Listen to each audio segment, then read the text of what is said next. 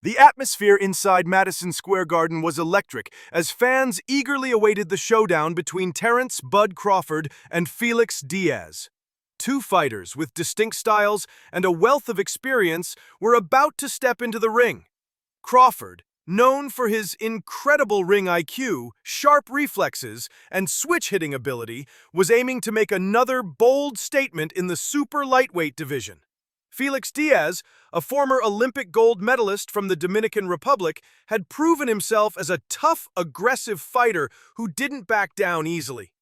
But when the bell rang, it became clear that this bout would be more than just a contest. It would be a showcase of boxing brilliance.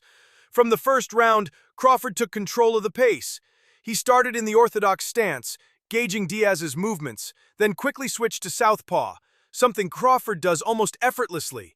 That change immediately caused problems for Diaz, who struggled to find angles for his punches. Crawford's jab was... Diaz came forward, trying to impose his pressure-fighting style. He launched short bursts of combinations, especially when he could trap Crawford against the ropes. But Crawford never stayed there long.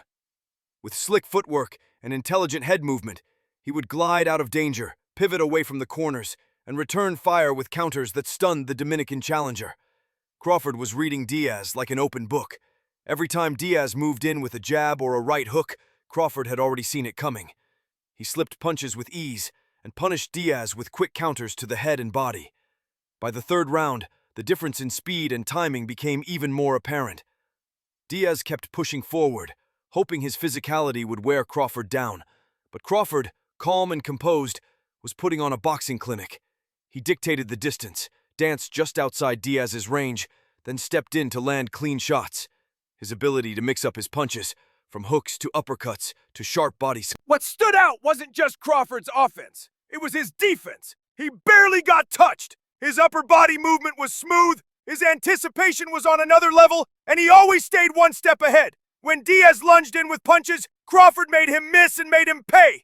He was toying with angles, creating space with subtle steps, and striking with such precision that even when he threw single punches, they snapped Diaz's head back. He wasn't throwing for the sake of activity. Every shot had purpose and sting. As the middle rounds unfolded, Crawford started to increase the pressure. He no longer just countered. He started walking Diaz down. That was a clear sign that Crawford had figured Diaz out completely and was now imposing his will. His punches began to land with more authority, especially the straight left from the southpaw stance. That punch repeatedly found a home on Diaz's face, stunning him each time it connected. Diaz was tough. Crawford was now in full control, boxing beautifully behind a varied attack. He began mixing in hard body shots, slowing Diaz's forward momentum. You could hear the thud of each body punch echo through the arena. The accuracy was scary. Crawford barely missed, and he wasn't wasting energy. Every movement was measured, every punch calculated. His corner remained calm between rounds, giving only minimal instruction.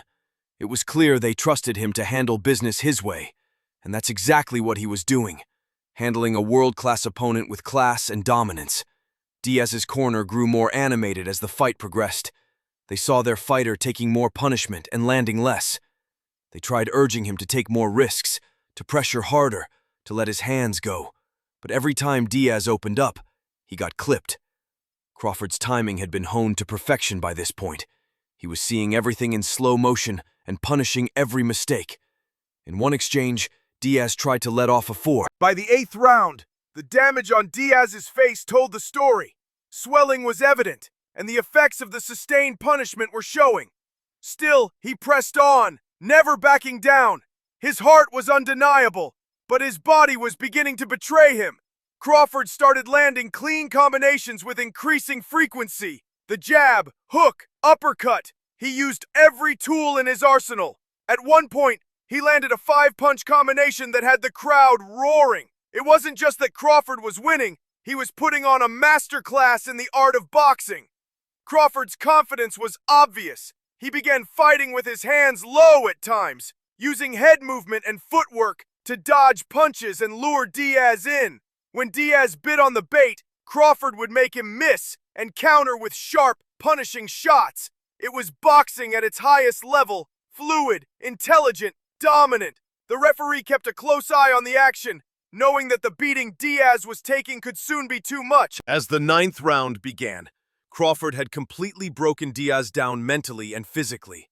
The Dominican fighter was slowed, hesitant, and visibly hurt. Crawford sensed the end was near and stepped on the gas. He unleashed a vicious flurry of punches that rocked Diaz repeatedly. The accumulation of damage had reached its peak. The referee looked to Diaz's corner, and after another burst of clean punches, they made the call. The fight was stopped, and Crawford had his hand raised in another emphatic victory. The performance was nothing short of brilliant. Crawford didn't just win, he dominated every moment, every exchange. He showed why many consider him one of the best pound-for-pound fighters in the world. He adapted to his opponent with ease, controlled the pace, executed his game plan flawlessly, and left no doubt about who the superior boxer was. Diaz was game, tough, and determined, but Crawford's skills were on another level. This fight once again highlighted what makes Terence. In the aftermath, boxing fans and pundits alike were buzzing. The performance had raised Crawford's stock even higher, and many began clamoring for the big fights, unifications, legacy-defining clashes.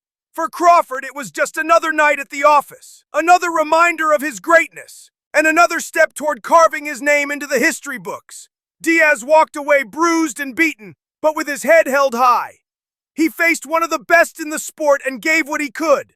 But against a fighter like Terence Crawford, giving your best isn't always enough. Sometimes brilliance simply outshines toughness.